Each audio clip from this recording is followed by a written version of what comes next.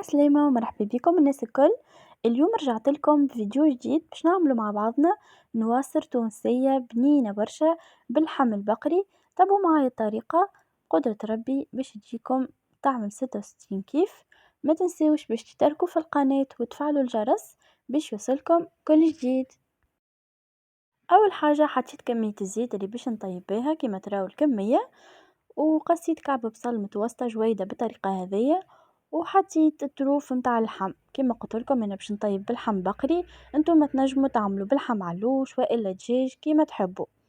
نخلي المكونات الكل يتقليو مع بعضهم باش نزيدهم توا شويه من الكركم وشويه من الفلفل الاكحل ونخليهم يتقليو بالكدا بالكدا لين اللحم يتبدل اللون متاعو.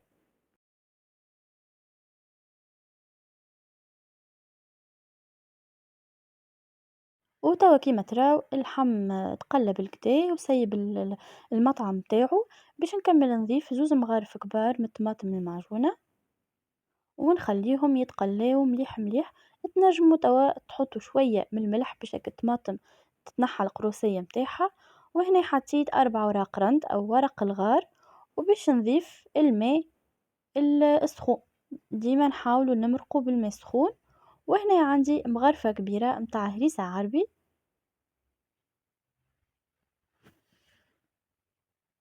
باش نبدا نحط الفحات متاعي مغرفة صغيرة من التيبل والكروية، وباش نحط شوية من الفلفل الأحمر أو فلفل زينة. هذايا عندي حار، انتم مرات تنجموا تحطوا يعني تنقصوا في الكمية، ما تحطوش يعني هريسة. واللي بالنسبة للناس اللي ما تاكلش الحار تنجم يعني تكتفي كان بهريسة عربي والا بفلفل أحمر كهو. وتوا هنا حطيت شوية ملح ونخلط كل شيء مع بعضه. وباش نكمل نحط الحمص.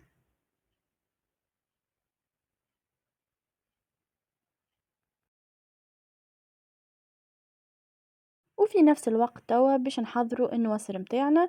حطيت الكمية متاع النواصر انا باش نطيب كيلو. باش نكمل نقص عليها كعبة بصل هكايا بالطول هكايا بطريقة هذيا راهي تزيد تبنن على الاخر النواصر. وحطيت تقريب 4 ولا 5 مغارف كبار متاع زيت. نفرك كل شيء مع بعضه بطريقة هذيا، ندخل المكونات الكل في بعضها بالشكل باش من بعد خاطر الزيت الدور متاعو باش ما يخليش النواصر من بعد تتعجن. دونك ندخلوا الزيت في النواصر بالكدا بالكدا.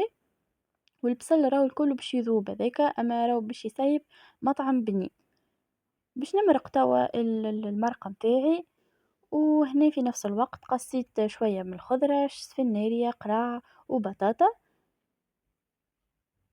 باش نحط توا السفنارية هي الاولى باش تطيب، على خاطر كيما تعرفوا تبطا ياسر يعني في الطياب نتاعها. دونك حطيتها هاكا.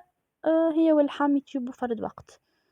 ومن بعد نرمي القراع ونرمي البطاطا، على خاطر كيما تعرفوا البطاطا والقراع في ساعة ما يطيبوا. وباش نحط توا النواصر متاعي تفور التفويرة الأولى، وفي نفس الوقت اللحم والسفنارية قاعدين يطيبوا. وساعة ساعة هكا نحرك من اللوطة للفوق باش الكعبات الكل يطيبوا مع بعضهم في نفس الوقت.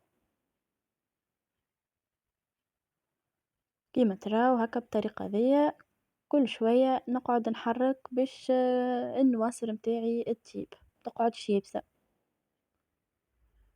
وهذه توا تفورت التفويرة الأولى، هبطتها وزدتها تقريب كيس متاع ماء. وباش نخلط كيما تراو بالطريقة هذية. ومن بعد باش نرجع نفورها التفويرة الثانية. حسيتها المرقة ناقصة شوية ماء، وبطبيعتي تفقدت السفنارية وتفقدت اللحم متاعي.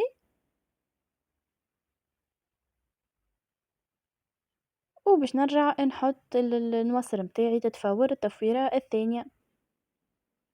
وكيف العادة نقعد نهز فيها من اللوطة للفوق. وهذه بعد ما تفورت باش نعاود نسقيها بالمرقة متاعها المرة الثانية تتسقى بالمرقة. نسقيها كما تراو هكا المرقة بدات تطيب بدات تتولي كونسونطري. نخلط توا كل شيء مع بعضه اكن نواصر نخلطها بالمرقة كما تراو ديجا بدات تطيب هي.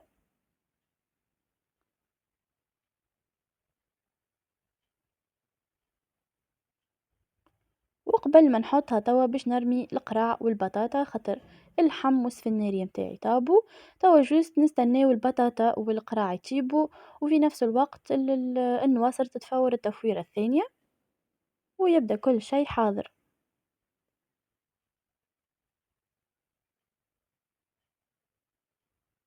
حطيتها كيما تراو وباش نخليها كيما قلت لكم تفور، نغطيها وساعة ساعة هكا نبدأ نحرك من اللوطة للفوق باش كل شي يطيب مع بعضه.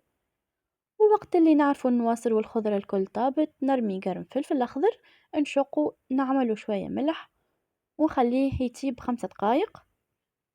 وهذه توا النواصر متاعي طابت ما شاء الله، كل كعبة جاتني وحدها ماهيش معجنة. باش نسقيها توا بالمرقة متاعها ومن بعد باش نمشي نجمرها. نتوما عندكم حلي تنجموا تجمروها على الغاز، سينو تنجموا تجمروها على الفور. انا بالنسبه لي انا باش صبيت لها المرقه توا وباش نجمرها فوق الغاز لين اكل المرقه هذيك الكل هتشربها كعبة النواصر، ما يقعدش منها جملة. وكيما تراو ما شاء الله ما جاتنيش معجنة. الزيت كيما قلت لكم راهو يعاون برشا باش النواصر متاعنا ما تعجنش. نخليها توا تشرب كيما قلت لكم، وما تبقى لي كاين باش نزين الصحن ونوريهولكم في تقديم. وهذه توا النواصر متاعنا حضرت، ما نحكي لكمش ياسر ياسر بنينة نودكم ومن شهيكم. وهكا نكونوا كملنا وصفتنا لليوم. نتلقاو في فيديو جديد، بسلامة وشهية طيبة.